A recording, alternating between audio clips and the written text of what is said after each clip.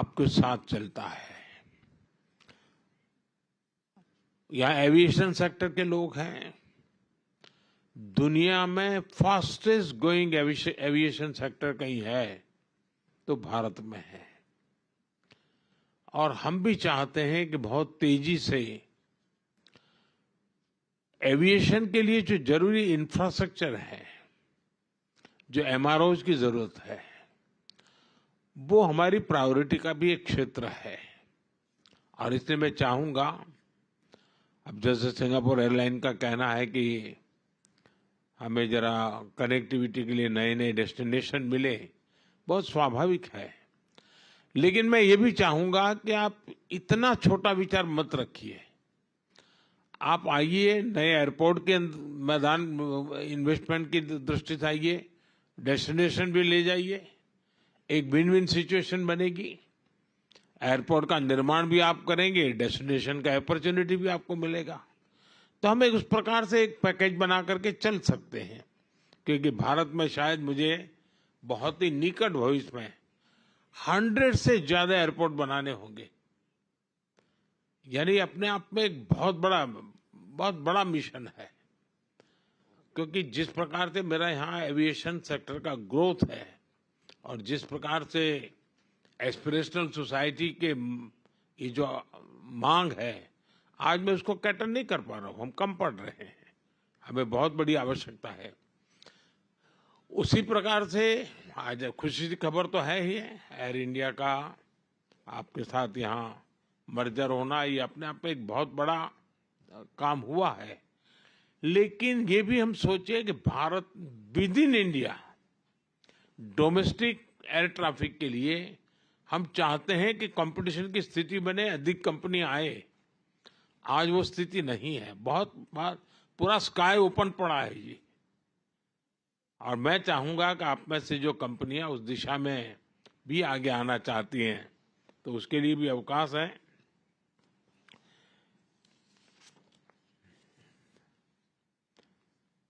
Energy sector में यहाँ पर काफी चर्चा हुई, ग्रीन हाइड्रोजन की, अमोनिया की। हमने पूरी दुनिया को एक वादा किया है, और हम ग्लोबल वार्मिंग को जो चैलेंज मानते हैं, उसमें हम सिर्फ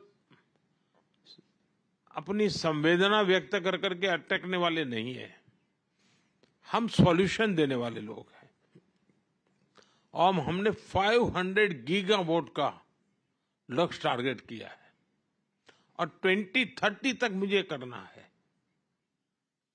और उसमें मैं न्यूक्लियर की तरफ भी उतना ही जाना चाहता हूं, हाइड्रो पर भी जाना चाहता हूं, सोलार पर भी जाना चाहता हूं, विंड पर भी जाना चाहता हूं।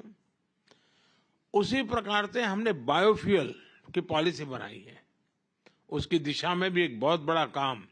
और आपने G20 समिट में भी हमारे जो आउटकम है, उसमें बायोफ्यूल की बात आपके ध्यान में आई होगी। भारत उसको लीड करना चाहता है। मैं चाहूंगा ऐसे अनेक क्षेत्र हैं एनर्जी से जुड़े हुए, जिसके कारण ग्रीन जॉब की पूरी संभावना है। उसके लिए भी हम काफी इनिशिएटिव ले रहे हैं। मैं आपसे आग्रह करूंगा, आप आइए।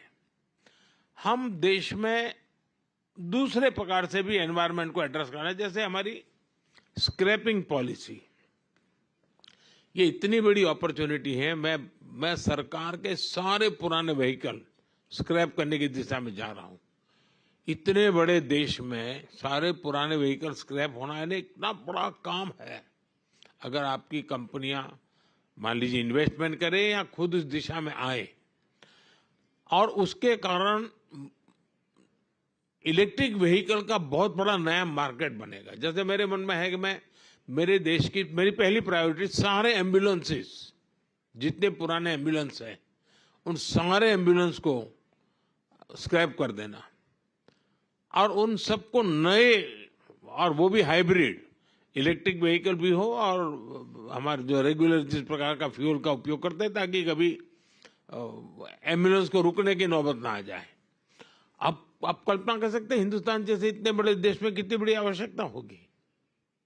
पब्लिक ट्रांसपोर्ट, तो स्क्रैपिंग का एक ऐसा बड़ा क्षेत्र है, अगर आप वहां की कंपनियों को फाइनेंस की मदद कर सकते हैं और थोड़ा शुरू में, क्योंकि एक प्रकार से ग्लोबल गुड के लिए है, ये एनवायरनमेंट की दृष्टि से बहुत बड़ा काम है, तो आपके लिए एक बहुत बड़ा अवसर के रूप में। आप जानते हैं, मैं पहले भी कह चुका हूं, रिफॉर्म के क्षेत्र में मेरी सरकार बहुत प्रतिबद्ध है और हम रिफॉर्म हमारे देश की आवश्यकता, हमारे देश के भविष्य को ध्यान में रख कर रहे हैं, लेकिन हम ग्लोबल स्टैंडर्ड को मीट करने वाले रिफॉर्म्स भी कर रहे हैं और रिफॉर्म परफॉर्म ट्रांसफॉर्म करके संकल्प को लेकर के हम चल रहे हैं। और जैसा गौतम जी ने उल्लेख भी किया मेरे लास्ट भाषण का, मैं तो कहूंगा हम रिफॉर्म करेंगे, आप परफॉर्म कीजिए, अवसर ही अवसर है। और इसलिए मैं आप सबको, और आप जानते हैं जहां तक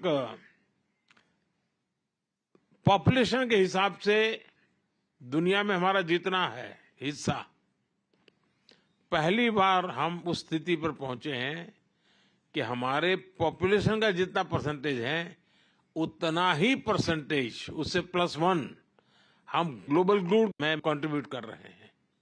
यानी एक वैश्विक जिम्मेवारियों को संतुलित रूप से यानी निभाना, ये बहुत कम लोग कर सकते हैं जो आज इतना बड़ा भारत देश कर रहा है। तो मैं मानता हूं कि इसको आप आगे जाकर के अपने फायदे में भी कैसे बदल सकते हैं। आप देखते हैं फिनटेक की दुनिया में भारत के पास टैलेंट भी है, उसका लाभ तो मिलेगा, लेकिन भारत के लोग टेक्नोलॉजी के अडॉप्ट करने में कितने तेज हैं। आज फिनटेक की दुनिया में हमारा यूपीआई, फाइनेंशियल डिजिटल ट्रांजैक्शन, दुनिया में जितना रियल टाइम ट्रांजैक्शन होता है उसका 50% अकेले इंडिया में होता है। इसका मतलब ये ऐसा क्षेत्र है कि जिसमें, इसका मतलब ये हुआ कि फिनटेक की दुनिया में अगर ग्लोबल लीडर बनना है तो भारत को केंद्र बिंदु बना करके बड़ी आसानी से आप फिनटेक की दुनिया में आप आगे आ सकते हैं। स्टार्टअप के अंदर हमने काफी रिफॉर्म की है, इस बजट में भी हमने स्टार्टअप को काफी रिलैक्सेशन दिए हैं। भारत में Tier 2, Tier 3 सिटी में भी बहुत तेजी से स्टार्टअप ग्रो कर रहे हैं। 10 साल के भीतर भीतर हम करीब 10 साल पहले 100 स्टार्टअप थे, आज करीब 100,000 से भी ज्यादा स्टार्टअप है। बहुत बड़ी मात्रा में ग्लोबली लोग इन्वेस्ट कर रहे हैं और सक्सेसफुल स्टोरी है कि बहुत बड़ी मात्रा में उसमें से यूनिकॉर्न्स बन रहे हैं। मैं चाहूंगा कि आपके यहाँ जो फाइनेंस के वर्ल्ड से जुड़े हुए लोग हैं, भारत के स्टार्टअप की दुनिया को अगर तराशेंगे तो उनके सामने बहुत बड़ी संभावना है। हम बहुत एग्रेसिवली सेमीकंडक्टर के क्षेत्र में जा रहे हैं। अब तक करीब 5 कंपनियां ऑलरेडी अपना काम शुरू कर चुकी हैं, आगे भी औरों की संभावनाएं हैं और हम पूरी इकोसिस्टम को लाने वाले, हमको एक छोटा सा टुकड़ा एक आध हिस्सा करके अटकने वाले नहीं है। भारत के पास टैलेंट है, आज दुनिया में जितने भी चिप्स हैं, अगर उसका राइटिंग का काम है तो सॉफ्टवेयर का काम है, वो सब हिंदुस्तान में हो रहा है। सब बड़ी कंपनियों के रिसर्च यूनिट वहीं पर है। अब हम चाहते हैं कि हम खुद ही यहाँ पर उस दिशा में आगे बढ़ें, तो आपके लिए वो भी एक बहुत बड़ा स्कोप है। भारत में एक स्टेबिलिटी है, पॉलिटिकल स्टेबिलिटी है, लेकिन हम हमारी नीतियों में प्रिडिक्टेबल नीतियां लेकर के चल रहे हैं, लेकिन प्रोग्रेसिव पॉलिसी लेकर के भी चल रहे हैं। हम दुनिया में जो भी संभावना है उन नीतियों को, और हर एक के लिए काफी ओपन हो, कोई सीक्रेसी और फिर बाद में जाकर के कुछ दूसरा और फिर कोई तीसरी डेफिनेशन, हम उस दिशा में जाने वाले लोगों में से नहीं है। एंड एक ट्रांसपेरेंसी के साथ, पूरे कमिटमेंट के साथ आज हम दुनिया के सब लोगों को अपनी बात बता रहे हैं। आज जब मैं सिंगापुर में इतने बड़े महत्वपूर्ण फोरम में बैठा हूं, तो मैं आपको विश्वास दिलाना चाहता हूं कि भारत तो प्रगति कर रहा है, लेकिन भारत में जो सरकार है, वो सरकार पिछले 10 साल में जो काम किया है, उससे 3 गुना काम इस 5 साल में करने के मिजाज से काम कर रही है। वो विश्वास लेकर के हम कर रहे हैं। अभी मेरी सरकार को 100 दिन नहीं हुए हैं, लेकिन 100 डेज के अंदर सिर्फ हमारे जो नीति निर्णय हुए हैं, शायद दुनिया के किसी देश में 5 साल में जो निर्णय नहीं हो सकते होंगे, वो मेरे 100 डेज में हुए हैं। यानी ये हमारी स्पीड है। स्केल भी आप कल्पना कर सकते हैं। सिर्फ हमने गरीबों के लिए घर बनाए, 4 करोड़ घर। अब ये यानी कितने सिंगापुर बन जाए, 4 करोड़ घर, यानी ये स्केल है। हमारे यहाँ करीब 100 सिटीज मेट्रो बनने वाला है। कितना बड़ा काम है। हमारा अर्बनाइजेशन बहुत तेजी से हो रहा है। बहुत तेजी से हमारे यहाँ ग्रामीण जीवन अर्बनाइजेशन की तरफ। अब अर्बन इंफ्रास्ट्रक्चर एक बहुत बड़ा काम है। नए सिटीज की हमारी जरूरत है, वो एक बहुत बड़ा काम है। यानी मैं कहता हूं कि स्काई इज द लिमिट वाली व्याख्या भी भारत के लिए छोटी पड़ती है, क्योंकि हम तो स्पेस में भी उतना ही काम कर रहे हैं। स्पेस में आज दुनिया में हमने जिस प्रकार से काम किया है, और स्पेस को हमने ओपन अप कर दिया है। मेरे यहाँ पॉलिसी में अब स्पेस को हमने सरकारी एक इकाई के रूप में नहीं रखा है, इसको हमने ओपन अप किया है।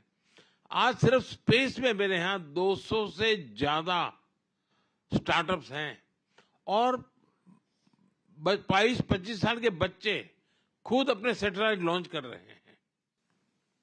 यानी आप कल्पना कर सकते हैं कि कितना तेजी से विकास हो रहा है। और इस विकास की यात्रा में मैं आप सबको भागीदार बनने के लिए निमंत्रण देता हूं। मुझे बहुत अच्छा लगा, आप सबने समय निकाला। आप में से बहुत से साथी हैं जिनको कभी न कभी मुझे मिलने का अवसर मिला है। कुछ लोगों से सामूहिक मिला हूं, कुछ लोगों से व्यक्तिगत मिला हूं। जब मैं सिंगापुर में आप सबसे मिलता हूं, तो मुझे ऐसा लगता नहीं है कि मैं किसी नए लोगों को मिल रहा हूं या नई बात सुन रहा हूं। इतना हमारे बीच में, और शायद किसी एक सरकार के साथ इतना निकट ओपन नाता बन जाए, ऐसा बहुत रेयर होता है, जो आज मैं देखता हूं कि सिंगापुर के बिजनेस वर्ल्ड का भारत की सरकार के साथ है। ये मेरे लिए सबसे बड़े संतोष की बात है कि आप सबको लग रहा है कहा यार ये सरकार हमारी है, ये सरकार हमारा सुनती है, ये सरकार में हम खुलकर कुछ कह भी सकते हैं। ये नाता जो है वो हमारी सबसे बड़ी पूंजी है। और इसलिए मैं आप सबसे आग्रह करूंगा कि अवसर है, अवसर को जाने मत दीजिए। और जितने भी नए क्षेत्रों में आप आना चाहते हैं, मैं तैयार हूं। कुछ क्षेत्र ऐसे होंगे कि जिसमें शायद हमारे पास नीति नहीं होगी, आप लेकर के आइए, मैं नई नीति बनाने के लिए तैयार हूं। लेकिन भारत संभावनाओं का क्षेत्र है। इन संभावनाओं के क्षेत्र को आप अपने नसीब के लिए उपयोग कीजिए, और आपके लिए फिर कभी कोई रुकावट नहीं होगी, ये मैं आपको विश्वास दिलाता हूं। मैं फिर एक बार आप दोनों महाशय यहाँ इस समय निकाल करके आए, मैं आपका भी बहुत बहुत आभार व्यक्त करता हूं। आप सबका बहुत बहुत धन्यवाद। और ये आप देख रहे थे, सिंगापुर में बिजनेस लीडर्स की मीटिंग हुई, जिसे प्रधानमंत्री नरेंद्र मोदी ने संबोधित किया। पीएम मोदी ने कहा कि सरकार के तीसरे कार्यकाल का फोकस स्किलिंग पर है। भारत का बढ़ता एविएशन सेक्टर में निवेश की संभावनाओं पर बात करते हुए उन्होंने कहा कि डोमेस्टिक एयर ट्रैफिक में कंपटीशन को बढ़ाना चाहते हैं, और एविएशन सेक्टर कई ऐसी संभावनाओं के नए द्वार खोल रहा है। उन्होंने जिक्र किया एनर्जी सेक्टर का, और उसमें भी उन्होंने बात की कि आने वाले समय में भारत की जो नीतियां हैं उसे देखते हुए भारत में पुराने वाहनों को स्क्रैप कर इलेक्ट्रॉनिक